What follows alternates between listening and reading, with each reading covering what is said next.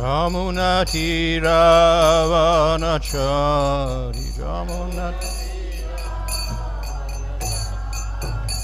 Jaya Radha Madhava Kunja Bihari Jaya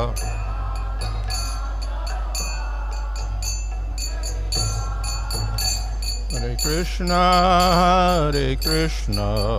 Krishna Krishna Hare Hare Hare Rama Rama Rama Hare Hare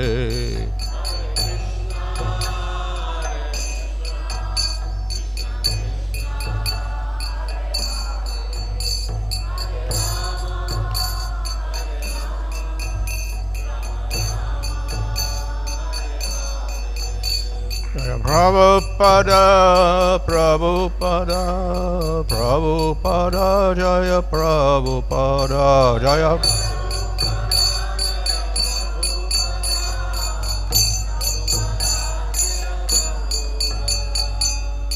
Jaya Vishman Vada Maharaj Acharya also says with AC. Bhakti-vedanta Samsara Prabhupada ki jai. Namaskar Thakur ki jai. Prem se Gaho Sri Krishna Chaitanya Prabhu Nityananda Syād Vedika Dadhar Shri Gaur Bhakta Vrinda ki jai. Shri Sri Radha Krishna Gopa Govina Shama Kunda Radha Kunda Giri Govardhan ki jai. Shri Vrindam ki jai. Navadip Dham ki jai. Ganga Shamuna Tulsi Bhakti Devi ki jai. Ananda Koti Vaishnava Vrinda ki jai. Samaveta Bhakta Vrinda ki jai. Go Premanandi. All glory to some of the bodies, all glory to some of the bodies, all glory to some of the bodies, all glory to Sri Guru and Sri Gauranga, all glory to Srila Prabhupada. Om Namo Bhagavate Vasudevaya. Om Namo Bhagavate Vasudevaya. Om Namo Bhagavate Vasudevaya. Nama Om Vishnu Benaya Krishna Vistai Bhutale Srimate Bhaktivedanta Swami Niti Namane Namaste Saraswati Devi Gauravani Prachadane Nirvashesha Shrinivari Chadane Sri Krishna Chaitanya Prabhu Nityananda Sri Advaita Gadadhar Shivasli Gaur Bhaktivinda Hare Krishna Krishna Krishna Hare Hare Hare Rama Rama Rama Hare Hare Hare Krishna. Reading from Srimad Bhagavatam Canto 11 Chapter 29 Verse 40. Namostute mahā-yogin prapannam anuśādhi mam yathā tvac-caraṇāmbhoje ratiḥ syād anapāyinī.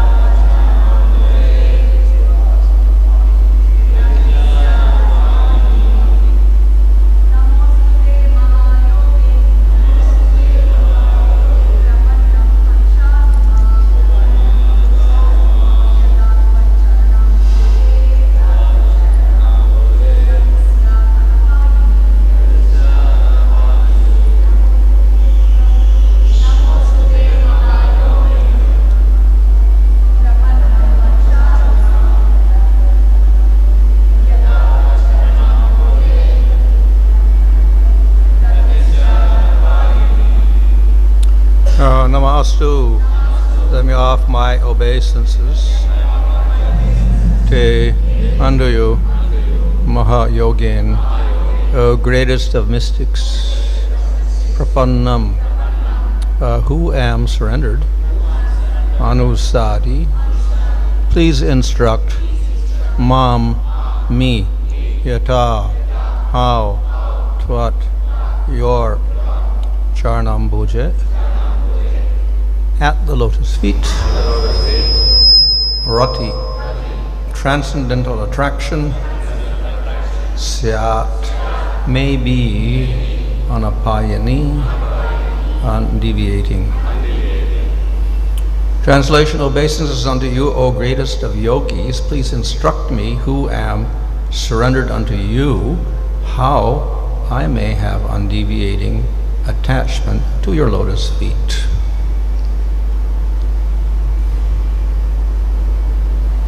The Supreme Personality of Godhead said, my dear Uddhava, take my order and go to my ashram called Badarika. Purify yourself by both touching and also bathing in the holy waters there, which have emanated from my lotus feet.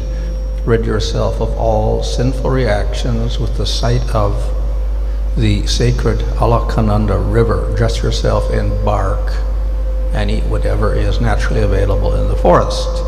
Thus you should remain content and free from desire, tolerant of all dualities, good-natured, self-controlled, peaceful, and endowed with transcendental knowledge and realization.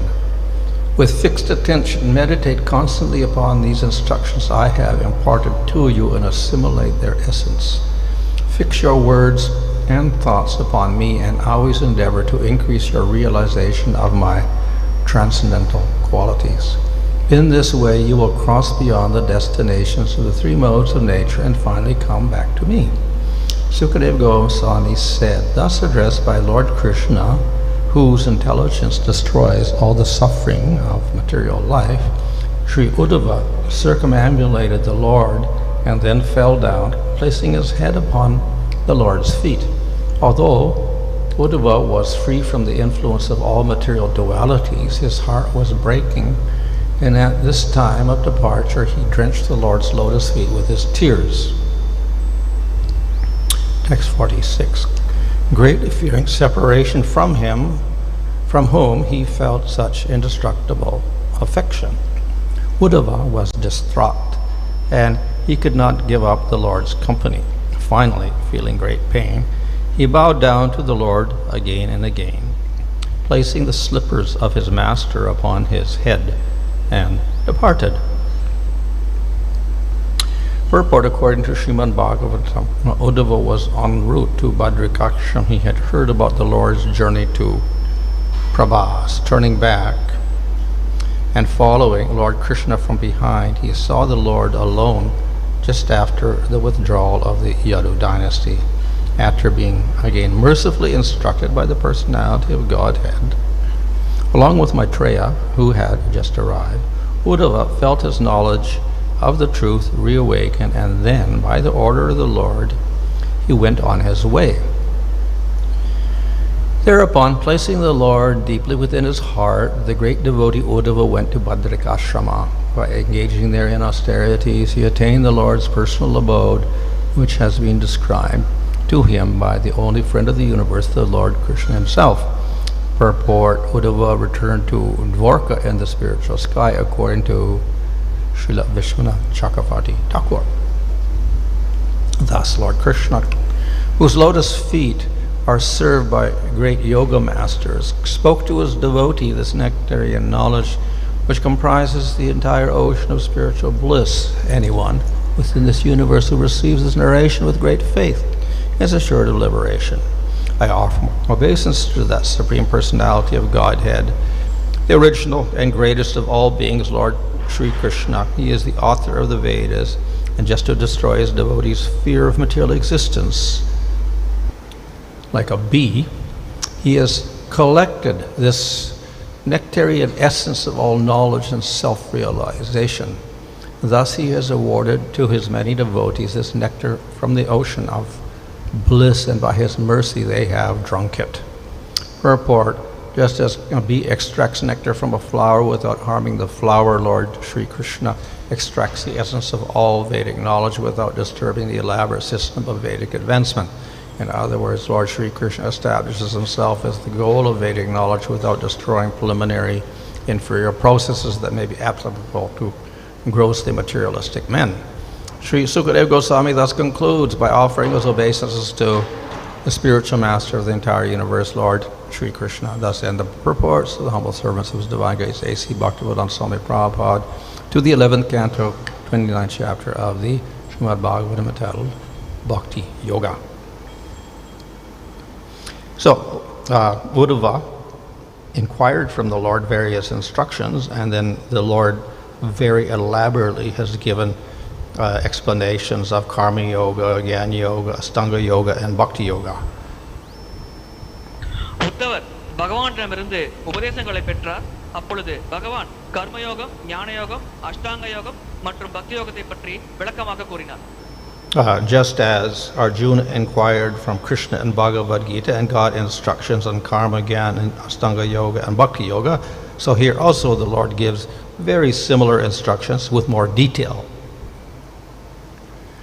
அர்ஜுனர் பகவத்கீதையில் பகவானிடமிருந்து கர்மயோகம், ஞான யோகம், அஷ்டாங்க யோகம், பக்தி யோகத்தின் பல உபதேசங்களை பெற்றது போலவே இங்கே உத்தவர் பகவான் கிருஷ்ணரிடமிருந்து அதே ஞானத்தை இன்னும் சற்று விரிவாக பெறுகிறார்.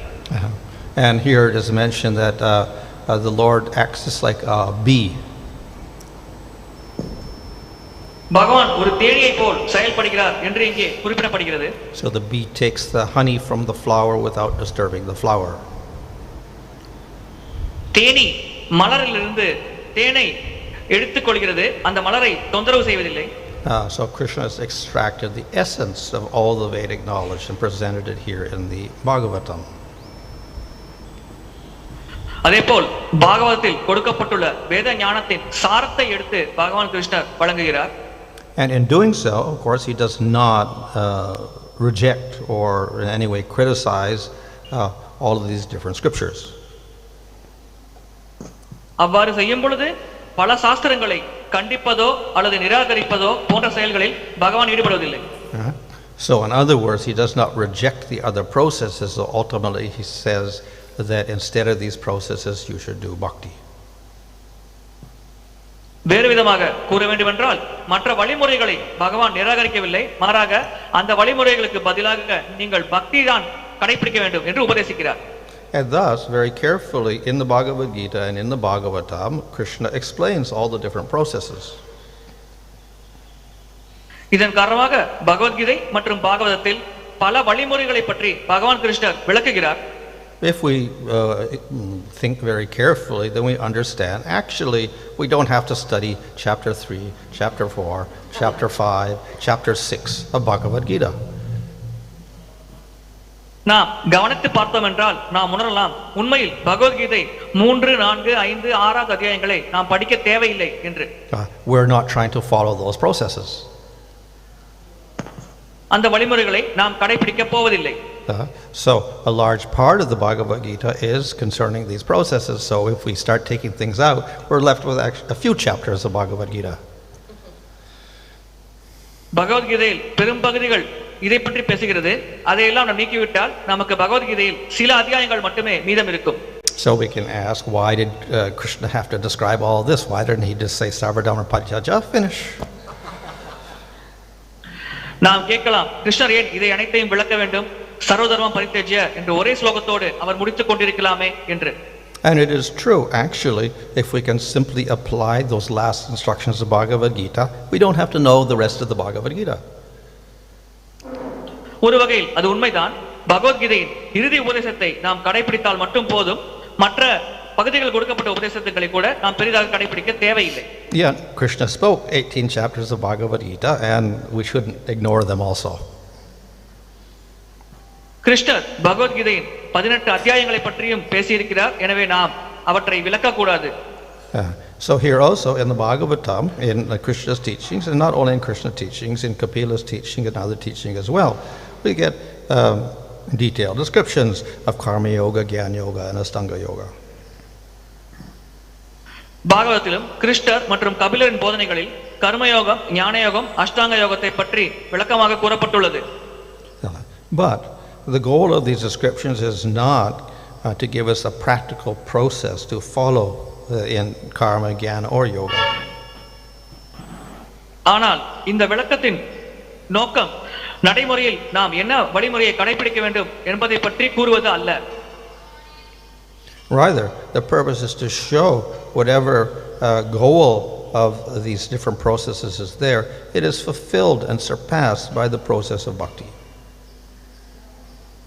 மாறாக இந்த வழிமுறைகள் மூலமாக ஒருவர் அடையும் இலக்கை விட உயர்ந்த இலக்கை பக்தியின் மூலமாக அடைய முடியும். So therefore, the whole process of describing them is to show how they are ultimately not necessary for the devotee. எனவே இதை பற்றி விளக்கங்கள் ஏன் தரப்பட்டுள்ளது என்றால் இந்த வழிமுறைகள் அனைத்தும் பக்தருக்கு தேவையில்லை என்ற கருத்தை உணர்த்துவதற்காகவே இதை பற்றி விளக்கப்பட்டுள்ளது. Of course, it is also said the devotee is like a swan. ஒரு பக்தர் அன்னப்பறவை போன்றவர் என்றும் கூறப்பட்டுள்ளது. And the swan is able to take out the essence. அன்னம் சாரத்தை பிரித்து எடுக்கக்கூடிய தன்மை படைத்தது. So similar to the bee, the swan is able to get the best part of the scriptures.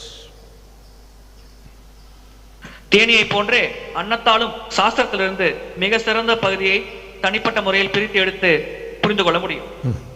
And even in these lesser processes like karma, jnana or yoga, if some of the details there are applicable to bhakti, they can also be accepted. தாழ்ந்த வழிமுறைகளான கர்மம், ஞானம் மற்றும் யோக வழிமுறைகளை கூட சில விதிகள் பக்திக்கு ஏற்புடையதாக இருந்தால் நாம் அதை ஏற்கலாம். But the principle is that we follow what is favorable for the development of bhakti. ஆனால் கோட்பாடு என்னவென்றால் நாம் பக்திக்கு எதெல்லாம் சாதகமாக இருக்கிறதோ அதையெல்லாம் கடைபிடிக்கிறோம். And if it is favorable, helps us advance, then we can accept that. அந்த விஷயங்கள் பக்திக்கு சாதகமாக இருக்கிறது, பக்தியில் முன்னேற உதவுகிறது என்றால் அதை நாம் ஏற்கலாம். However, we also know that different things are favorable for different people. அதே சமயத்தில் நமக்கு தெரியும் பல வகையான மக்களுக்கு பல வகையான விஷயங்கள் சாதகமாக இருக்கலாம். And therefore we cannot make an absolute or universal standard for all devotees on what aspects of karma or jnana they should follow. எனவே அனைத்து பக்தர்களுக்கும் பொருந்தும் வகையில் கர்ம மார்க்கத்தில் எதை கடைபிடிக்க வேண்டும், ஞான மார்க்கத்தில் எதை கடைபிடிக்க வேண்டும் என்ற ஒரு பொதுவான ஒரு கோட்பாட்டை நம்மால் உருவாக்க முடியாது. Every situation is different.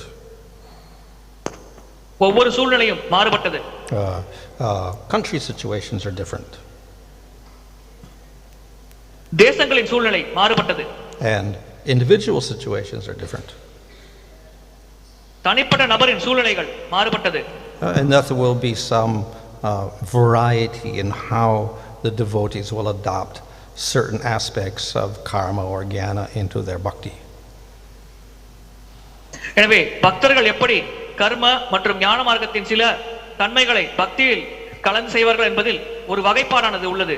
And we can never say one is right and one is wrong. இதில் ஒருவர் செய்வது சரி, ஒருவர் செய்வது தவறு என்று நாம் எப்பொழுதும் கூற முடியாது. As long as it is favorable for the bhakti and in no way interferes with pure bhakti. அது பக்திக்கு சாதகமாக இருந்து தூய பக்தி பாதையில் தடையாக செயல்படாமல் இருந்தால் அதை நாம் ஏற்கலாம்.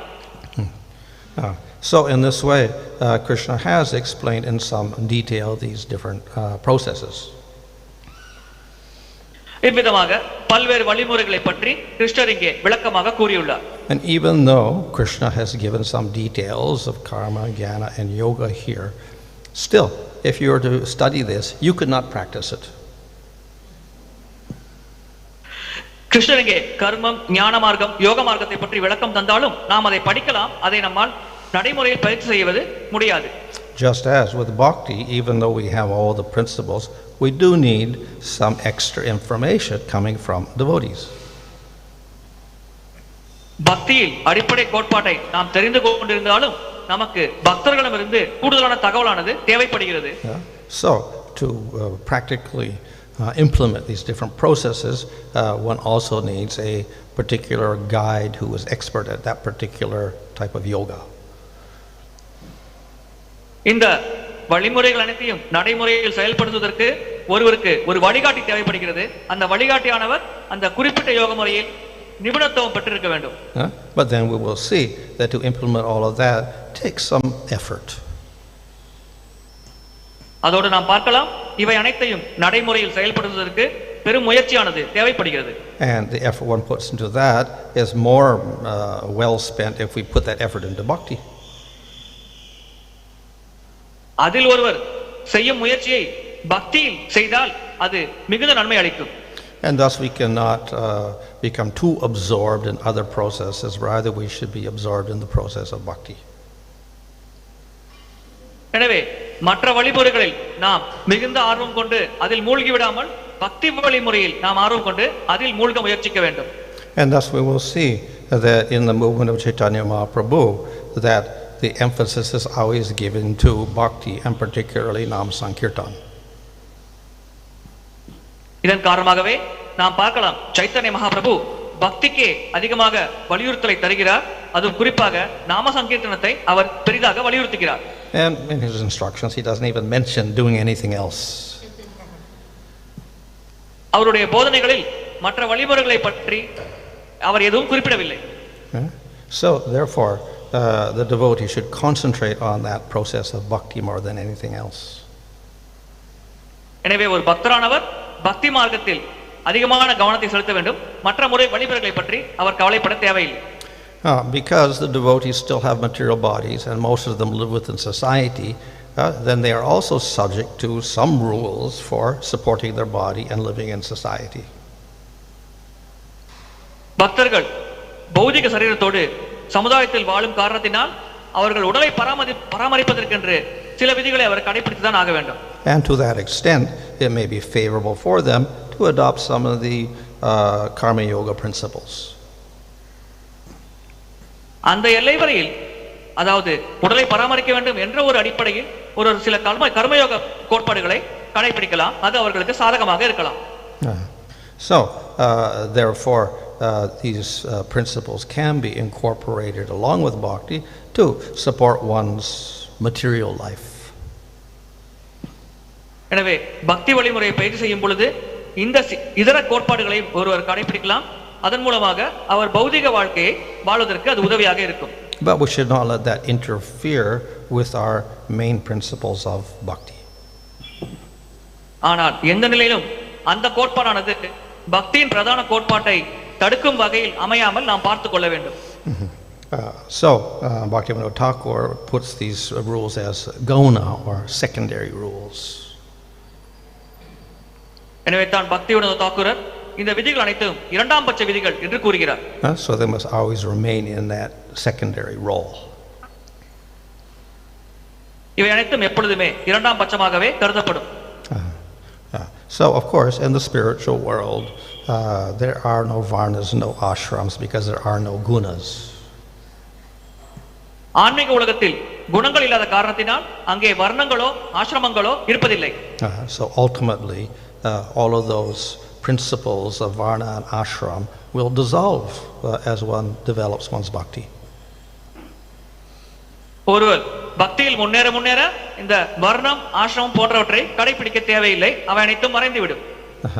So they have some use as long as we still have material body and some attachments to the material body. ஒருவர் பௌதிக சரீரத்தை கொண்டிருக்கும் வரையில் அந்த சரீரத்தின் மீது பற்று கொண்டிருக்கும் வரையில் தான் இந்த வர்ணாசிரம முறைகளானது அவருக்கு பயன்படும். But those rules have to be applied so that they don't eclipse the whole process of bhakti. ஆனால் அந்த விதிகளை கடைபிடிக்கும் பொழுது அது பக்தி வழிமுறையை தடுக்காமலோ மறைக்காமலோ இருக்குமாறு நாம் பார்த்துக் கொள்ள வேண்டும். And thus in the Srimad Bhagavatam and in the Bhagavad Gita, after describing everything, ultimately Krishna emphasizes only the process of bhakti.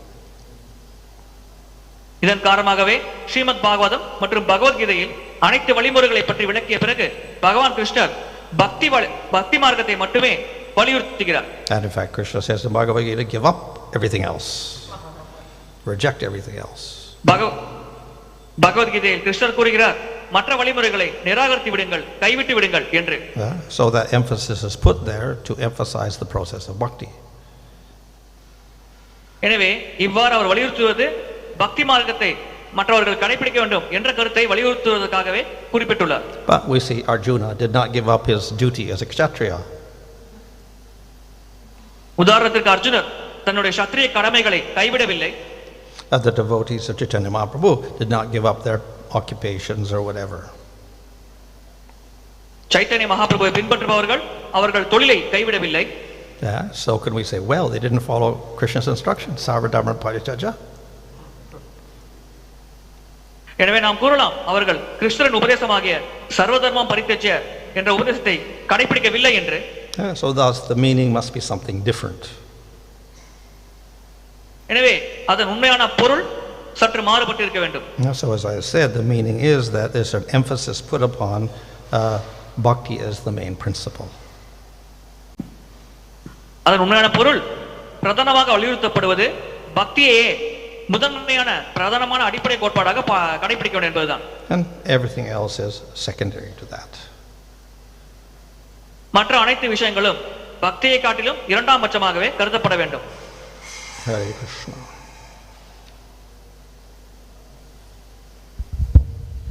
So you've given the example of this swan, Hamsa. But see, to understand this, or to become like a swan, it needs really, one has to be really intelligence to understand the scriptures, because see, one might be, bewildered by this, by the attractive word of the karma and jnana.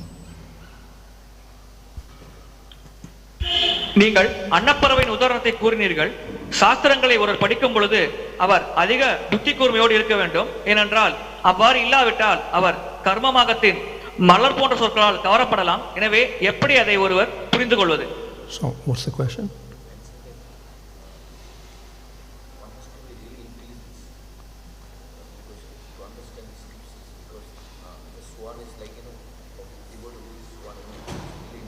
Oh, well, of course, Vedavyas has made it a little easier because he's given us Bhagavatam, which is the essence of all the scriptures, so in that way. And of course, if you're still stuck, he's also given the Chatusloki, which is the essence of the Bhagavatam. So in different ways, he's given the essence of the Bhagavatam and of the whole of the Vedas in different ways. வேதவியாசர் இங்கே வேதங்களின் சாரமாக பாகவதத்தை வழங்கியுள்ளார். அதேபோல் பாகவதத்தின் சாரமாக சத்துர்ஸ்லோகி பாகவதத்தை வழங்கியுள்ளார். அனைத்திலையும் பார்க்கலாம் அவர் இதே கருத்தை தான் வலியுறுத்துகிறார். So we notice that our acharyas, they concentrate on Bhagavatam. They did not write commentaries on Mahabharata or Ramayana or Vedas or even Upanishads, mainly Bhagavatam. நம்முடைய ஆச்சாரியர்களை பார்த்தோம் என்றால் நாம் புரிந்து கொள்ளலாம் அவர்கள் பாகவதத்தையே பிரதானமாக எடுத்துக்கொண்டு அதற்கு உரை எழுதினார்கள். மாறாக மகாபாரதத்திற்கோ ராமாயணத்திற்கோ அல்லது வேதங்களுக்கோ அவர்கள் எந்த உரையையும் எழுதவில்லை. So that makes it a little easier. எனவே இது அதை நமக்கு இன்னும் எளிதாக ஆக்கிறது. But then because you would just read scripture, you may have a problem. Therefore the acharyas have made it very clear what the meaning of the Bhagavatam is by their commentaries. சாஸ்திரங்கள் படிக்கும் பொழுது நாம் குழப்பமடைய வாய்ப்புள்ளது. எனவே பாகவதத்தில் ஆச்சாரியர்கள் அவர்கள் விளக்க உரைகள் மற்றும் பொருளுரைகளை குறிப்பிட்டு அதன் அர்த்தத்தை தெளிவாக நமக்கு விளக்குகிறார்கள். And thus, though we see that karma yoga is mentioned, jnana yoga, ashtanga yoga, etc., ultimately the main process indicated is bhakti. எனவே கர்ம மார்க்கம், ஞான மார்க்கம், அஷ்டாங்க மார்க்கம் போன்ற அனைத்து வழிமுறைகளை பற்றி குறிப்பிடப்பட்டாலும் பிரதானமான வழிமுறையாக பக்தி மார்க்கத்தையே இங்கே குறிப்பிடுகிறார்கள். And in the Sandarbhas again, which is basically a commentary on Bhagavatam, the whole idea is to show that Krishna is the subject, bhakti is the subject, prema is the goal. சந்தர்ப்பாகள், அதாவது பாகவதத்தின் விளக்கமாக கருதப்படும் சந்தர்ப்பாவில் கூட கிருஷ்ணர் மிக முதன்மையான பொருள், பக்தி கடைபிடிக்க வேண்டிய வழிமுறை, பிரேமையே ஒருவர் அடைய வேண்டிய இலக்கு என்று விளக்கப்பட்டுள்ளது. In the spiritual world, there is no varnashram system. But you see, when Krishna comes in the material world, like Vrindavan, we see that he takes birth in the Vaishnava family. Even he doesn't interfere with the other varnas activities also. He was Vaishya in Vraj, but when he went to Dwarka, he became Kshatriya. ஆன்மீக உலகத்தில் வர்ணாசிரம தர்மம் இல்லை. ஆனால் பௌதிக உலகத்தில் கிருஷ்ணர் அவதரிக்கும் பொழுது வைஷ்ய குடும்பத்தில் பிறந்தார். அதன் பிறகு துவாரகை செல்லும் பொழுது சத்திரிய குலத்தை அடைந்தார். இதை எப்படி பார்ப்பது? And also see Vrindavan. We also the Vrindavan is not different from the what Vrindavan we see is not different from the original Vrindavan. So even the devotee in the material world, advanced devotee, he may follow varnashram. பௌதிக உலகத்தில் இருக்கும் மிக முன்னேற்றம் அடைந்த உயர்ந்த நிலையில் இருக்கும் பக்தர் கூட வர்ணாசிரம தர்மத்தை கடைபிடிக்கலாம். But it does not mean that he's attached to it or he's influenced by the gunas. ஆனால் இதன் பொருள் அவர் அந்த வர்ணாசிரம முறையின் மேல் பற்று கொண்டுள்ளார் என்றோ அல்லது குணங்களின் தாக்கத்திற்கு உட்படுத்தப்பட்டு இருக்கிறார் என்றோ நாம் எடுத்துக்கொள்ளக் கூடாது. And similarly, the Supreme Lord in the spiritual world has no gunas and never has any gunas, so he's not affected. But he will follow some principles that appear like varna and ashrama duties. ஆன்மீக உலகத்தில் இருக்கும் பகவானிற்கு பௌதிகமான குணங்களோ தன்மைகளோ இருப்பதில்லை. ஆனால் அவர் சில கோட்பாடுகளை கடைபிடிக்கலாம். அது வர்ணத்திற்கு ஏற்ற ஆசிரமங்கள், அதாவது நியமிக்கப்பட்ட கடமைகள் போல நமக்கு தெரியலாம். If he were not to follow the varnashramic rules to some degree in the spiritual world, then he would have to follow some other rules. ஆன்மீக உலகத்தில் ஒரு குறிப்பிட்ட அளவிற்கு அவர் வர்ணாசிரம விதிகளை கடைபிடிக்காவிட்டால் அதன் பிறகு அவர் வேறு ஏதாவது ஒரு விதிகளை கடைபிடிக்க வேண்டி இருக்கலாம். But what rules? ஆனால் அது என்ன விதிகள்? So as far as rules are concerned, the varnashramic rules are made by the Lord, whatever, so they're better than the other rules of Russia or America or China or whatever rules they follow. எனவே விதிகளை பொறுத்தவரை வர்ணாசிரம விதிகள் சற்று உயர்ந்த நிலையில் கருதப்படுகிறது. ஏனென்றால் அது பகவான் உருவாக்கப்பட்டது. மாறாக ரஷ்யா, அமெரிக்கா, சைனா போன்ற நாடுகளில் இருக்கும் விதிகளை விட இந்த விதிகள் மிக உயர்ந்த நிலையில் இருப்பதாக நாம் எடுத்துக்கொள்ள வேண்டும். So therefore in the spiritual world he follows a set of rules that broadly follow for certain varna and ashrama in the spiritual world, even though he has no attachment or contamination by those rules. எனவே ஆன்மீக உலகத்தில் கூட பகவான் கிருஷ்ணர் இந்த விதிகளின் மேல் அதிகமாக பற்று கொள்ளாமல் இந்த விதிகளால் கலக்கமடையாத நிலையில் இருந்தால் கூட அவர் ஒரு குறிப்பிட்ட வர்ணம் மற்றும் ஆசிரமத்துக்கு ஏற்ற விதிகளை அங்கேயும் நியமித்துள்ளார். அங்கேயும் அதை கடைபிடிக்க வேண்டும் என்று கூறுகிறார். In other words, they act simply as props for his pastimes. வேறு விதமாக கூற வேண்டும் என்றால் அங்குள்ள பக்தர்கள் அனைவரும் பகவான் லீலைக்கு ஏற்றவாறு நடந்து கொள்கிறார்கள். Just as Krishna accepts a certain age, Kaishor, in the spiritual world and performs his pastimes like that. எப்படி கிருஷ்ணர் ஒரு குறிப்பிட்ட பருவநிலை, அதாவது கைஷோர பருவத்தை ஏற்றுக்கொண்டு லீலைகள் ஆன்மீக உலகத்தில் புரிகிறாரோ அதே போல we can argue that God has no age. ஒருவர் இங்கே வாதிடலாம் பகவானிற்கு வயது கிடையாது என்று. And if you're to manifest age, it should not be fixed. அதேபோல் அவர் வயது இருக்கிறது என்று கூறினாலும் அது ஒரே வயதில் அவரால் இருக்க முடியாது என்று ஒருவர் வாதிடலாம். So then every day he could have a different age. எனவே ஒவ்வொரு நாளிலும் அவருக்கு வெவ்வேறு வயது இருக்கிறது. But that would not be suitable for pastimes. ஆனால் அது லீலைக்கு பொருந்தும் வகையில் இருக்காது. And so therefore he even fixes his age in the spiritual world. எனவே தான் ஆன்மீக உலகத்தில் பகவான் ஒரு குறிப்பிட்ட வயது தனக்கு என்று ஒரு நிலைப்பாடை எடுக்கிறார். Krishna explaining this third chapter, karma yoga, jnana yoga and astu yoga. Can you also say that because due to the adhikari that he is giving this kind of knowledge according to different persons? Due to the adhikari, because someone is not qualified for the bhakti directly because not having shraddha, so that's why Krishna is giving different kind of knowledge to the Arjuna. கிருஷ்ணர் மூன்றாவது அத்தியாயத்தில் கர்மயோகம், ஞான யோகம், அஷ்டாங்க யோகத்தை பற்றி குறிப்பிடுகிறார். எனவே பக்தி செய்ய ஒருவருக்கு தகுதி இல்லாத காரணத்தினால் தான் இது போன்ற பல்வேறு நிலைகளை பற்றி பகவான் அர்ஜுனரிடம் விளக்குகிறார் என்று நாம் கருதலாமா? So that is the original purpose of having karma, jnana, astanga yoga, etc. because people have different qualifications. உண்மையில் இந்த கர்ம மார்க்கம், ஞான மார்க்கம், அஷ்டாங்க மார்க்கம் இருக்கக்கூடிய காரணம் என்னவென்றால் மக்களுக்கு வெவ்வேறு தகுதிகள் இருக்கிறது. எனவே தகுதிக்கேற்ப ஒருவர் ஒரு குறிப்பிட்ட மார்க்கத்தை கடைபிடிக்கலாம். But Narada Muni concludes in Kali Yuga that is not very practical. ஆனால் நாரத முனிவர் கூறுகிறார் கலியுகத்தில் நடைமுறையில் இதை கடைபிடிப்பது சாத்தியமில்லை என்று. Everyone should just do bhakti. எனவே தான் பக்தியை மட்டும் செய்தால் போதும் என்று குறிப்பிடப்படுகிறது. And that is why Krishna says sarvadharma parityajya. கிருஷ்ணர் கூறுகிறார் சர்வதர்மம் பரித்யஜ்ய என்று. But we see that Krishna does not reject the Vedas. ஆனால் நாம் பார்க்கலாம் கிருஷ்ணர் வேதங்களை நிராகரிப்பதில்லை. So those processes are still there. எனவே அந்த வழிமுறைகள் இன்றும் இருக்கத்தான் செய்கிறது. And when Satya Yuga and Treta Dwarpa manifest, then again those processes be followed by certain types of people. மீண்டும் சத்தியயுகம், திரேதாயுகம், துவாபர யுகம் வரும் பொழுது ஒரு குறிப்பிட்ட வகையான மக்கள் அந்த வழிமுறைகளை கடைபிடிக்கலாம்.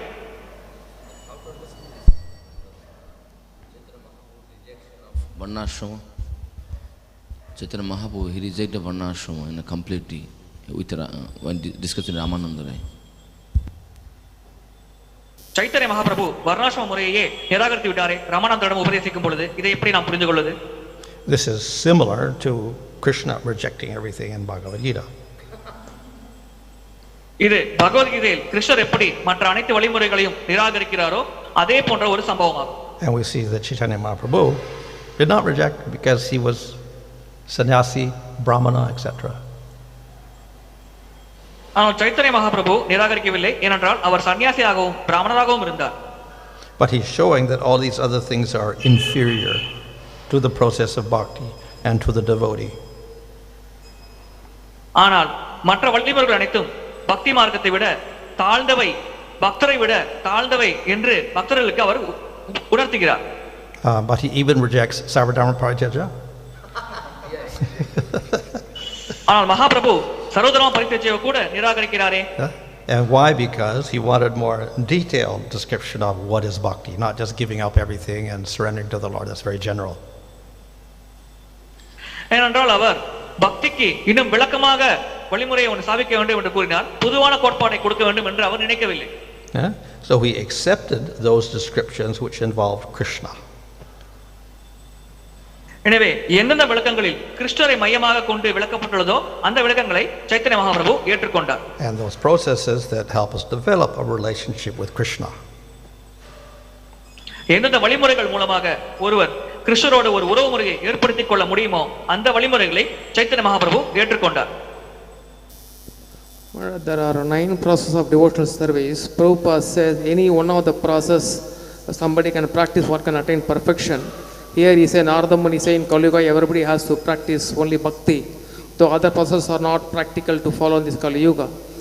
But if you see Madhvacharya and all that, they are also not Acharya. They are not emphasizing chanting the holy name. They are very much into Archaka worship, too much deity worship. They also must be aware of the different yoga process of different yugas. Why one is contradictory to the Prabhupada words or any other 9 processes one can follow parallelly. Narada Muni also said Kali Yuga only bhakti can be practiced. Chaitanya Mahaprabhu say only chanting the Hare Krishna. So what about the other process other than chanting the holy name? Why one cannot follow it? நவவித பக்தியில் ஏதாவது ஒரு முறையை கடைபிடித்தால் போதும் என்று உபதேசப்படுகிறது. அதே சமயத்தில் சைத்தன்ய மகாபிரபு நாம சங்கீர்த்தனம் மட்டுமே போதும் என்று கூறுகிறார். மத்வாச்சாரியார் அர்ச்சன முறையை கடைபிடிக்க வேண்டும் என்று கூறுகிறார். எனவே இங்கே முரண்பாடானது தெரிகிறதே, ஒருவர் இதில் எதை கடைபிடிக்க வேண்டும், எதை பின்பற்ற வேண்டும்? So at least the Vaishnava Sampradayas emphasize the process of bhakti over other processes like karma, jnana or yoga. வைஷ்ணவ சம்பிரதாயங்கள் அடிப்படையில் பக்தி மார்க்கத்தையே உபதேசிக்கிறது, விளக்குகிறது. கர்ம மார்க்கத்தையோ ஞான மார்க்கத்தையோ பற்றி அவர்கள் வலியுறுத்துவது இல்லை. But they may also mix particularly karma yoga into their process. ஆனால் அவர்கள் அந்த பக்தி வழிமுறையில் கர்ம யோகத்தையும் கலந்து உபதேசிக்கலாம். Now among the processes of bhakti, because they're all absolute, they will all lead to Krishna.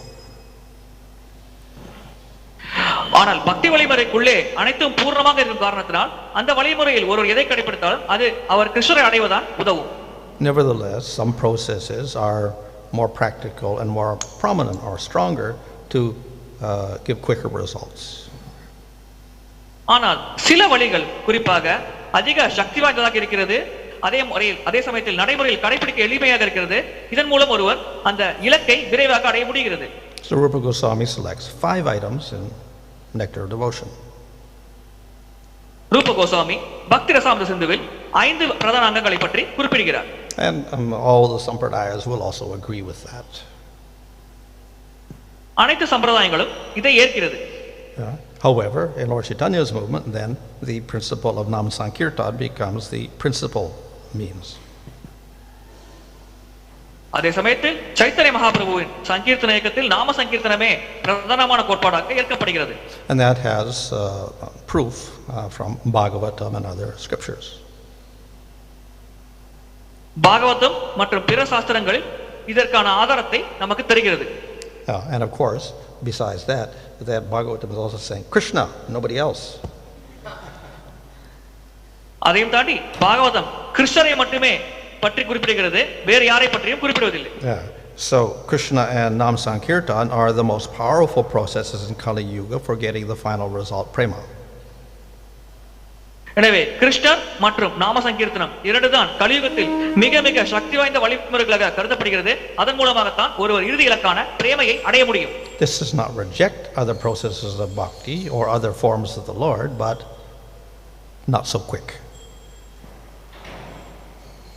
இதன் மூலமாக நாம் பக்தியின் பிற வழிமுறைகளையோ அல்லது பகவானின் மற்ற வடிவங்களையோ நிராகரிக்கவில்லை, ஆனால் இந்த வழிமுறை மற்றும் இந்த வடிவத்தின் மூலமாக நம்முடைய இலக்கை விரைவாக அடைய முடியும் என்றே குறிப்பிடுகிறோம். Online question please.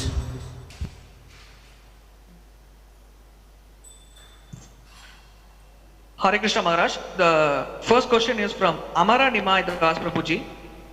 What will be today Varnashrama refers to, as Srila Prabhupada stated that there is no Varnashrama. How to understand this? இன்றைய சூழ்நிலையில் வர்ணாசிரமத்தை நாம் எப்படி புரிந்து கொள்வது? பிரபுபாதர் வர்ணாசிரமே இல்லை என்று குறிப்பிடுகிறாரே, இதை நாம் எப்படி புரிந்து கொள்வது? How to? Maharaj, in today's scenario, Varnashrama cannot be followed. So, how can we understand about Varnashrama considering today's situation? Well, as I said, practically the main process we do is bhakti. நடைமுறையில் நாம் பிரதானமாக கடைபிடிக்க வேண்டிய வழிமுறை பக்தி தான். Whatever you understand about Varnashram, you can follow. வர்ணாசிரமத்தில் உங்களுக்கு என்ன புரிகிறதோ அதை நீங்கள் கடைபிடிக்கலாம். Thank you, Maharaj. The next question. So maybe practically speaking, for most people, it means you follow a marriage, get married. At least that you follow as part of Varnashram. நடைமுறையில் நாம் பெரும்பாலான மக்கள் திருமணம் செய்து கொள்கிறோம். அவ்வகையில் நாம் வர்ணாசிரமத்தை கடைபிடிக்கிறோம். Thank you, Maharaj. The next question is from Her Grace Sridevi Gaurangi Devi Dasi Mataji. Liberation is not an impersonal experience. According to Srimad Bhagavatam 11th canto 20th chapter, liberation is attainment of one's eternal body, senses, mind and intelligence in the association of Supreme Personality of Godhead. Then why do some speakers say Jnana Yoga is mental speculation? The process of Jnana is mental speculation. Is it incorrect to understand in this way? முக்தி என்பது ஒரு அருவமான அனுபவம் அல்ல.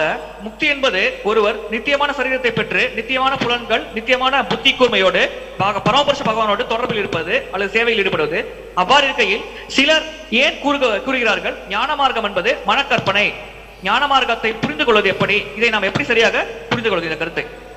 Well, mukti can mean sarupya, salokya, sashti, whatever, and it can also mean sayuja. முக்தி என்பது ஸ்வரூபிய, சலோக்கிய, சாஷ்டி மற்றும் சயுஜ்ய முக்தியையும் குறிக்கும். So it can mean anything from merging in Brahman to prema.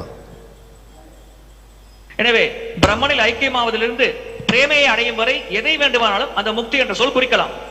So of that, the devotees will reject only the merging in Brahman. அவை அனைத்திலும் பக்தர்கள் பிரம்மனில் ஐக்கியமாவதை மட்டுமே நிராகரிக்கிறார்கள். This is the goal of Jnana Yoga. இதுவே ஞான மார்க்கத்தின் இலக்காகும். So that type of Jnana Yoga and liberation we reject. அது போன்ற ஞான யோகம் மற்றும் முக்தியை நாம் நிராகரிக்கிறோம். Thank you very much, Maharaj. The next question is from Amara Nimai Das Prabhuji. Is occupational duty connected only to varnashrama? In current Kali Yuga, there is no varnashrama. So kindly explain to me how we can understand about occupational duty. விதிக்கப்பட்ட கடமைகள் வர்ணாசிரமத்தோடு மட்டும் தொடர்புடையதா? கலியுகத்தில் வர்ணாசிரமமே இல்லையே, இவ்வாறு இருக்கையில் ஒருவர் எப்படி விதிக்கப்பட்ட கடமைகளை கடைபிடிப்பது? Well, occupational duty broadly is a translation of varna. விதிக்கப்பட்ட கடமை என்பது வர்ணத்தின் மொழிபெயர்ப்பாகும். And within each varna there are many different occupations. ஒவ்வொரு வர்ணத்திற்குள்ளேயும் பல வகையான தொழில்கள் இருக்கிறது. But none of this is independent of the whole system. ஆனால் இவை எதுவுமே அந்த வழிமுறையை விட சுதந்திரமாக செயல்பட முடியாது. And the varnas are related to each other. வர்ணங்கள் ஒன்றுக்கொன்று தொடர்புடையவை. And it concerns not only the occupation. For instance, you're a warrior or you're a minister or you're a teacher, whatever. Not only the actual occupation, but a whole set of rules that go along with that. இங்கே ஒருவர் செய்யும் தொழிலை பற்றி மட்டும் குறிப்பிடவில்லை. ஒருவர் சிப்பாயாக இருக்கலாம், மந்திரியாக இருக்கலாம், அல்லது குருவாக இருக்கலாம். ஆனால் அதில் அவர் கடைபிடிக்க வேண்டிய விதிகளை பற்றியே பிரதானமாக வலியுறுத்தப்படுகிறது. So in the modern world, everybody has to live, therefore they need an occupation. எனவே நவீன உலகத்தில் அனைவரும் வாழ வேண்டும், அவர்களுக்கு அதற்காக ஒரு தொழிலானது தேவைப்படுகிறது. But that is distinct from varna, which is a whole set of rules as well. ஆனால் இது வர்ணத்திலிருந்து சற்று மாறுபட்டது. ஏனென்றால் வர்ணம் என்பது பூர்ணமாக விதிகளை உள்ளடக்கியது. So you can follow the brahmana varna. Then you have to have the brahmana occupation of teaching Vedas and studying Vedas and doing worship and whatever. ஒருவர் பிராமண வர்ணத்தை கடைபிடிக்கலாம். அப்பொழுது பிராமணருக்கு உண்டான தொழிலை அவர் பின்பற்றலாம். உதாரணத்திற்கு வேதங்களை படிப்பது, வேதங்களை பிறருக்கு உபதேசிப்பது போன்ற ஒரு தொழிலை அவர் மேற்கொள்ளலாம். And follow the rules that go along with being a brahmana. அதே சமயத்தில் பிராமணர்களுக்கென்று விதிக்கப்பட்ட விதிகளையும் அவர் கடைபிடிக்கலாம். But we know that that is very impractical for people in the modern world. ஆனால் நடைமுறையில் நவீன உலகத்தில் மக்கள் அதை கடைபிடிப்பது நடைமுறைக்கு சாத்தியமற்றது என்பதையும் நாம் புரிந்து கொள்கிறோம். So we'll see that 99% of the brahmanas nowadays, they're not doing that occupational duty, they're doing something else. இன்றைய சூழ்நிலையில் கிட்டத்தட்ட 99.9% பிராமணர்கள் அவர்களுக்கு விதிக்கப்பட்ட கடமையை செய்யாமல் வேறு ஏதோ கடமையை தான் செய்து கொண்டிருக்கிறார்கள். Why? Because they can't support their family by doing the other occupation. ஏனென்றால் அது போன்ற வேறு தொழிலை செய்வதன் மூலமாக அவர்களால் தங்கள் குடும்பத்தை பராமரிக்க முடிகிறது. So it is difficult to follow the rules in the modern day. எனவே நவீன யுகத்தில் விதிகளை கடைபிடிப்பது சற்று கடினமான விஷயமாக இருக்கிறது. Thank you very much, Maharaj. The next question is from Meera Hari Mataji. Dandavat Pranam Maharaj. How do we distribute Srila Prabhupada Bhagavad Gita while not committing the offense of instructing a faithless person about the glories of the holy names of the Lord? Kindly advise. நாம் பிரபுபாதரின் பகவத்கீதையை புத்தக விநியோகம் செய்யும் பொழுது நம்பிக்கையற்ற நபருக்கு உபதேசம் அளிக்கக்கூடாது என்ற விதியை கடைபிடித்து எப்படி நாம் பகவத்கீதையை விநியோகம் செய்வது என்பதை பற்றி சற்று விளக்குங்கள். Well, we don't force people to take the Bhagavad Gita if they don't want it. நாம் மக்கள் பகவத்கீதை விரும்பவில்லை என்றால் அவர்களை வாங்குமாறு கட்டாயப்படுத்தக்கூடாது. Thank you very much, Maharaj. There are no further questions. Thank you very much. Recording stopped.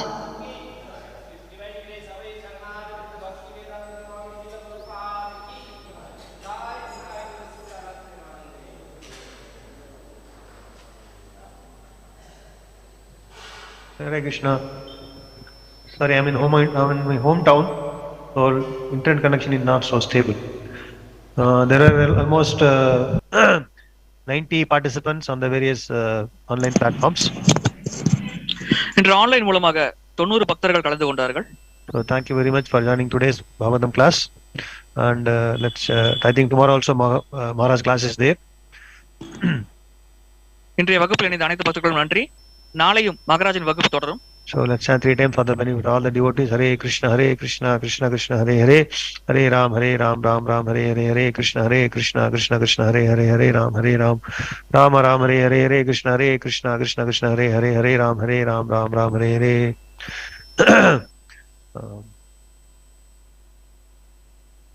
Thank you, Prabhu, Raghavendra Prabhu. Thank you so much.